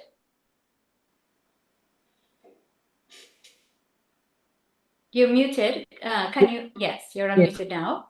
Yes. Oh, just to say thank you so much. It was such a excellent day to be part of this Indo-Caribbean culture. And as everyone else said, that just being part of this forum and being connected with so many other diaspora around the world and the indentured, because they weren't just from South Africa. They were Mauritius, they were Trinidad, they were Guyana, they were Fiji, so all over the world. They were different indentured. So it's really interesting to hear and also to compare how our indentured and apartheid, how different it was to the other diaspora and indentured Grimmitayers. Yeah, this has been a fantastic opportunity. I don't think that, talking about the apartheid is not something we would get a chance in many different forums. And I think when I prepared for this, I really appreciated it so much to be able to talk about actually, what our ancestors, my parents, grandparents, great-grandparents, and all our communities in South Africa had gone through, and we don't realize it. And I think just for people to realize how fortunate we are wherever we are, and it's thanks to our ancestors. So yes, thank you so much, and thank you for the invitation from Mr. Shajanand Hari Naran Singh. Thank you so much. I just want to say thank you to Ms. Dr. Mahabir for inviting me, and to the Indo-Caribbean Culture Center. This has been a fantastic presentation to be part of. Wonderful, thank you. Advocate Lavan Gopal, please go ahead. Greetings, Shalama, Dr. Kumar, all the You can turn on organizers your and video. everyone. You can turn on your video if Everyone you Press. I'm not able to Okay, turn on the video. no But problem. I wanted to say thank you very much to all of the speakers for sharing. They've shared such important takeaways of a very cruel system. And for those of you that have not lived in South Africa, and there may be those from other countries, all these words can never begin to explain how cruel and wicked the system is. For many of us, we would have grown up in previous British colonies and would have experienced, or our ancestors or the previous generation would have experienced colonialism. Apartheid continued. Although having grown up during the apartheid years, and I was someone born during the 70s, when we got to the time of a new South Africa, I was too young to have truly experienced the horrors that many would have experienced firsthand. And I think that we should pause for a moment to appreciate how difficult it was, how people had to adapt and adjust because of this wicked system. What was not mentioned, the torture, the deaths, many that had to escape the country just because of all of this, the evils of apartheid. And you register that books will continue to come out that expose this. Something that you will, of course, have picked up is during this apartheid period, we were second-class citizens. And the promise of a new South Africa meant that there will be an equal opportunity for all. And for a time, that had happened. Currently, the playing field is not even. And even though us as Indians have gone through the wicked period of apartheid, now that we have a new South Africa, it isn't a case of equal opportunities. And so we were second-class citizens during that period.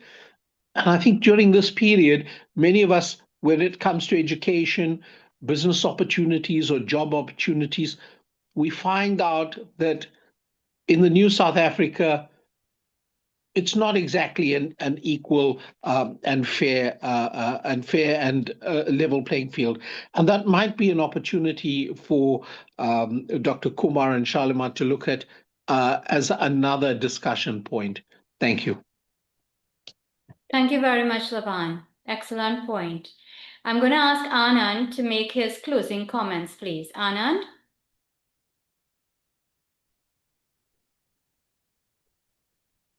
Hello, can you hear me? Yes, we're hearing you. Okay. Yeah, thanks to all the fellow presenters as well. Very informative. Unfortunately, there's so much to say, but time understandably is very limited, so we could not actually cover many other aspects which we would have loved to cover. But we'd like to thank the ICCC for giving us this opportunity. Just that I want to, if you give me some time, I just want to also express an experience which my mother personally experienced under apartheid. I lived in Avoca, and there was a bus service. Mr. G.P. Singh used to own that Glendale bus service, and he had the monopoly of that area.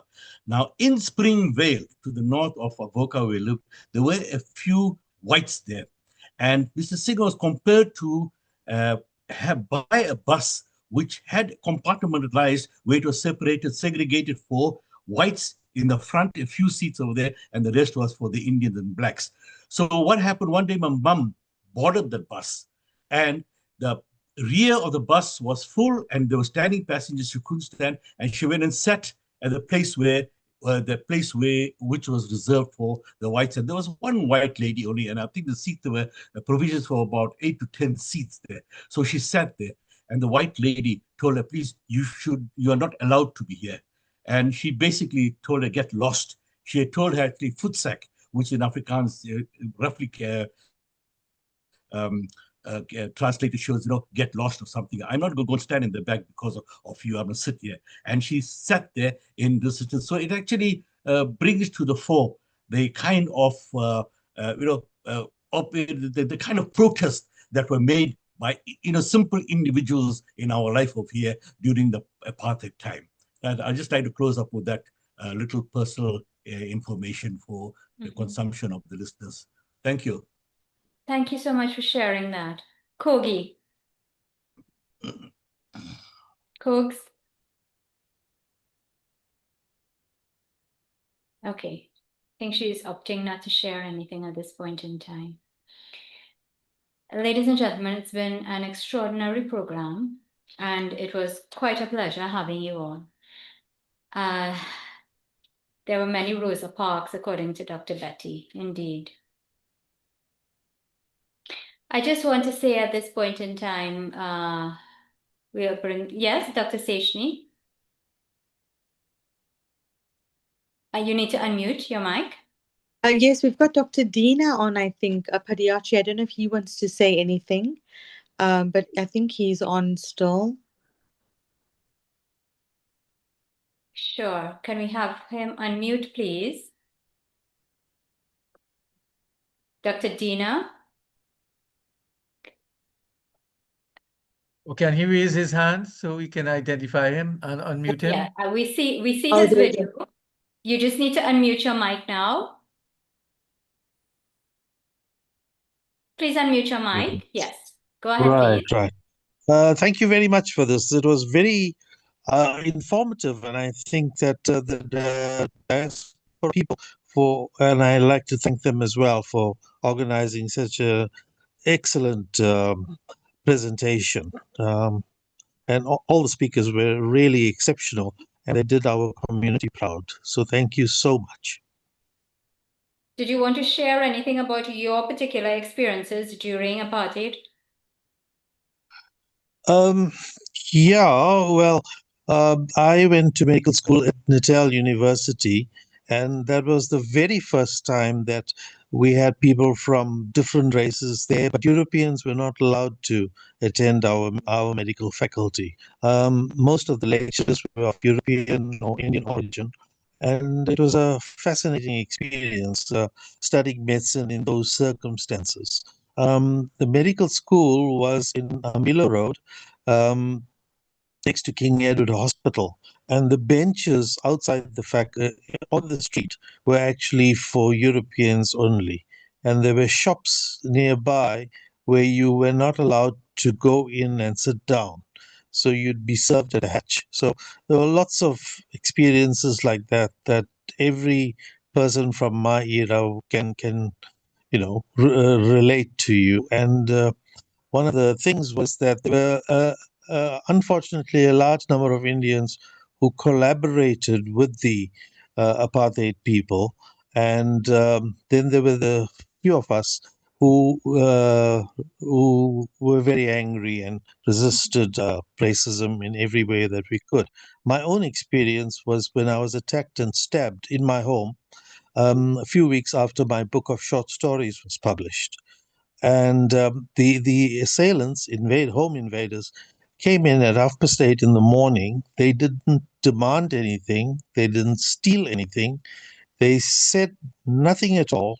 They stabbed me 3 times on my arm, which I raised to try to block them, and then they fled. And the police appeared very quickly, which was a big surprise because even now, the police, are very busy people and they don't come quickly. So I think many South Africans have had similar experiences, and I was actually interrogated in my medical surgery by special branch people. These were the apartheid Indian policemen who threatened me and told me to stop, speaking out against apartheid and writing against apartheid.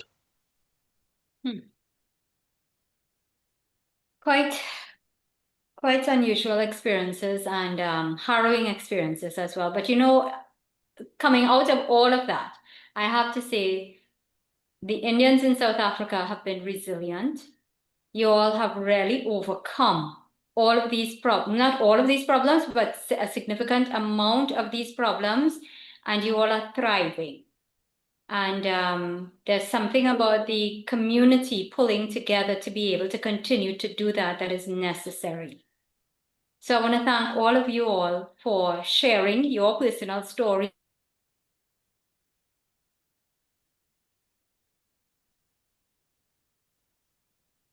And at this juncture, I just want to say that someone very special to us will be celebrating his birthday on the 23rd. So on Tuesday, Dr. Kumar Mahaber will be celebrating his birthday. He's very humble. He did not really want to have too much of a big deal made about this, but I think it is in order to let everyone know that he will be celebrating his birthday, and we wish him all the best. Good health, wealth, prosperity, and peace. So Dr. Mahaber, happy birthday from all of us. Thank you. Thank you. Happy birthday, Dr. Kumar. Wonderful. Thank Ladies you. and gentlemen, at this point in time, I want to say thank you all very much for being with us, and Shakira will take over. Thank you, Shalama. And we want to thank everyone for taking the time to attend today and to participate. As we've said earlier, this public meeting is being hosted by the Indo-Caribbean Cultural Center, and you can feel free to contact the ICC to publish your books. Remember that we are kindly asking for your suggestions, and if you give a donation, your name will be placed on our poster and all promotional materials, and you can contact Dr. Mahaber for details. And I also want to extend happy birthday to him. So we want to thank our planning team led by Dr. Kumar Mahaber and Shalama Mohammed, our IT consultants, Daryl Grantham and Navin Mongol, and Daryl again for designing the posters. So please visit, like, and subscribe to our YouTube channel to see all our past recordings. I am Shakira Mohammed of Trinidad Tobago saying goodbye. May God bless you all. Dhanyavad.